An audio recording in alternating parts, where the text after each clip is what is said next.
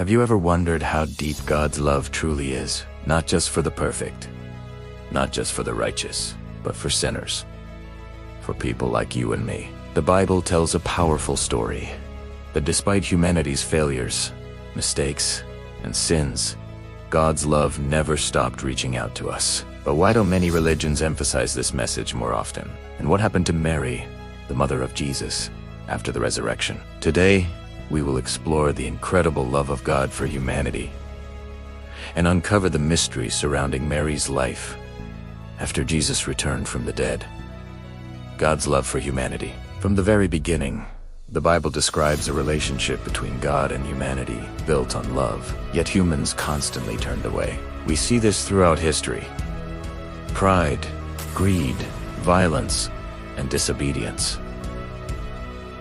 Despite this, God never abandoned humanity. One of the most powerful verses in the Bible explains this love clearly.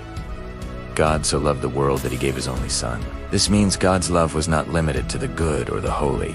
It was offered to sinners. Jesus himself spent much of his time with people society rejected. Tax collectors, prostitutes, the poor, and the sick. Why? Because his mission was not to save the perfect, but the lost. Jesus once said, "I did not come to call the righteous, but sinners." This message reveals something extraordinary. God's love is unconditional. Why many religions don't emphasize this message? If God's love is so central to the Bible, why do many religious teachings focus more on rules, guilt, and punishment? There are several possible reasons. First, institutions sometimes focus on control and structure. Rules are easier to teach than grace. Second, emphasizing human sin without equally emphasizing God's mercy can create fear-based faith rather than love-based faith. But the core message of Jesus was always clear: love, forgiveness, and redemption. He showed that no matter how far someone had fallen, they could always return to God. Mary, after the resurrection of Jesus. Now let's talk about Mary, the mother of Jesus. She witnessed the most painful moment of her life, watching her son crucified. Imagine the heartbreak. But 3 days later, everything changed. Jesus rose from the dead. According to the New Testament, Mary continued living among the early followers of Jesus. In the book of Acts, she is mentioned as being with the apostles in prayer after Jesus ascended into heaven. This shows that Mary remained part of the early Christian community. She became a symbol of faith, humility, and devotion. Where did Mary live? There are different traditions about Mary's later life. One widely known tradition says that the Apostle John took Mary to live with him in the city of Ephesus, in what is now modern-day Turkey. This belief comes from early Christian writings and traditions. Some historians and scholars believe Mary lived there quietly for many years. Another tradition suggests she remained in Jerusalem until the end of her life. While the exact details are uncertain, one thing is clear: Mary remained faithful to God and to the message of Jesus. How long did Mary live?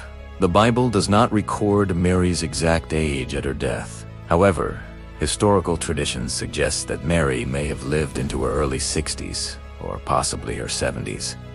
Some Christian traditions say she lived to around 72 years old, though this cannot be confirmed with certainty.